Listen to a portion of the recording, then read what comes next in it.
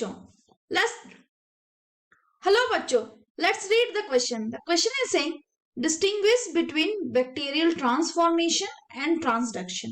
यानी कि हमें बैक्टीरियल ट्रांसफॉर्मेशन और ट्रांसडक्शन में अंतर बताना है। तो इसका की कंसेप्ट आइए देखते हैं। की कंसेप्ट क्या होगा? Transformation and transduction. तो ट्रांसफॉर्मेशन और ट्रांसडक्शन क्या होता है? ये दोनों जो प्रोसेस होते हैं, both are used to transfer, किसके लिए यूज होते हैं? Use to transfer DNA matter, DNA को ट्रांसफर करने के लिए यूज होते हैं। डीएनए मैटर फ्रॉम किसमें? वन बैक्टीरिया, एक बैक्टीरिया अलग दूसरे बैक्टीरियम टू अनदर बैक्टीरिया। इन दोनों में क्या होता है? हॉरिजॉन्टल जीन ट्रांसफर होता है। क्या होता है? हॉरिजॉन्टल जीन ट्रांसफर होता है। जीन, ये हो गई एक दो सिमिलैरिटीज। इसके अलावा इनमें क्या अंतर है आइए देखते हैं। डिससिमिलैरिटीज, डिफरेंसेस, कुछ डिससिमिलैरिटीज या डिफरेंसेस भी है। तो इनमें क्या डिफरेंसेस है आइए देखते हैं। जो ट्रांसफॉर्मेशन है उसमें क्या होता है? उसमें डीएनए का जो फ्रेगमेंट्स है, डीएनए फ्रेगमेंट्स एक बैक्टीरिया से दूसरे बैक्टीरिया को इनकॉर्पोरेट किए जाते हैं।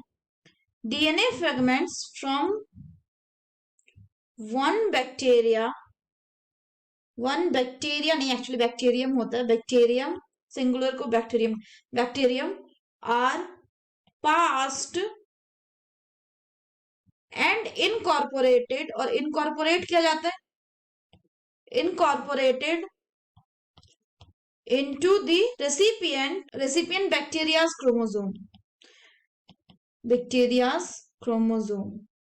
यानी कि इसमें एक बैक्टीरिया से डीएनए फ्रेगमेंट लेके उसको दूसरे बैक्टीरिया के क्रोमोसोम में उस फ्रेगमेंट को इंसर्ट कर दिया जाता है। क्यों? ताकि उस जो दूसरे बैक्टीरिया में जो भी कोई भी फॉल्ट रहा हो उसको हम लोग ओवरकम कर पाए। दूसरा पॉइंट इसका क्या होगा? इसका दूसरा पॉइंट है इट डजंट रिक्वायर, इसको जरूरत नहीं है, इट डजंट क्या रिक्वायर, इसको क्या जरूरत नहीं है? बैक्टीरियोफेज की जरूरत नहीं होती है। जो बैक्टीरियोफेज होता है उनकी जरूरत नहीं होती है। ना ही इनको जरूरत होती है किसकी? एंटीबायोटिक रेसिस्टेंस की। Also not require antibiotic resistance की भी उनको जरूरत नहीं होती। इसके अलावा इसमें और क्या होता है कि इसमें प्लाज्मिड का ट्रांसफर पॉसिबल होता है। प्लाज्मिड क्या होता है? Circular DNA, double standard circular DNA.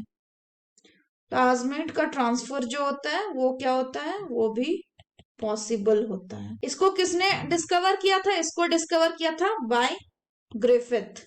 इसको ग्रिफिथ ने, और क्या नाम दिया था उसका? Transformation principal. लास्ट पॉइंट और है कि इसमें अगर डीएनए डाल देंगे तो ये ट्रांसफॉर्मेशन का प्रोसेस जो होता है वो हैम्पर हो जाता है। तो डीएनए डालने से ट्रांसफॉर्मेशन का जो प्रोसेस है वो हैम्पर हो सकता है। इसके अपोजिटली अगर ट्रांसडक्शन को देखें तो इसमें सिर्फ इतना फर्क है कि इसमें वन बैक्टीरिया बैक्टीरियम से दूसरे बैक्टीरियम में ट्रांसफर करने के लिए, अनदर बैक्टीरियम में ट्रांसफर के लिए एक मीडियम की जरूरत होती है। वो मीडियम क्या होता है? Generally viruses. तो ट्रांसडक्शन में क्या होता है? एक बैक्टीरिया से जो डीएनए है, डिजायर्ड डीएनए, उसको दूसरे बैक्टीरिया में ट्रांसफर करने के लिए एक मीडियम की जरूरत होती है। वो मीडियम हो सकता है वायरस, जैसे bacteriophage viruses, lambda phase viruses. इसके अलावा और क्या है कि इसमें बैक्टीरिया फाज, इसलिए दूसरा पॉइंट हो जाएगा बैक्टीरिया फाज की जरूरत होती है, बैक्टीरियोफाज नीडेड की जरूरत होती है। इसके अलावा क्या है कि ये एंटीबायोटिक रेसिस्टेंस की भी जरूरत इसको होती है। इसको एंटीबायोटिक रेसिस्टेंस की भी जरूरत होती है। इसमें प्लाज्मिड का ट्रांसफर पॉसिबल नहीं होता, प्लाज्मिड ट्रांसफर नॉट पॉसिबल, इनको पॉसिबल नहीं होती प्लाज्मिड का ट्रांसफर इसमें। ये लाइटिक और लाइसोजेनिक साइकिल शो करते हैं, लाइटिक और लाइसोजेनिक साइकिल्स ये शो करते हैं। इसके अलावा और क्या करते हैं, जहां ट्रांसफॉर्मेशन जो था वो ससेप्टेबल था, मतलब वो प्रोन था किसके, डीएनएस के, वहीं ये जो होता है ट्रांसडक्शन जो होता है ये रेसिस्टेंट होता है किसके, डीएनएस के। मतलब डीएनएस एंजाइम का, ठीक है, डीएनएस क्या होता है, जो डीएनए को कट करता है, इसका ट्रांसडक्शन प्रोसेस पे कोई फर्क ही नहीं पड़ता, कोई प्रभाव ही नहीं पड़ता, इसलिए ट्रांसडक्शन प्रोसेस रेसिस्टेंट होते हैं। So that's all for the question बच्चों। होप आप सभी को समझ में आ गया होगा। Best of luck.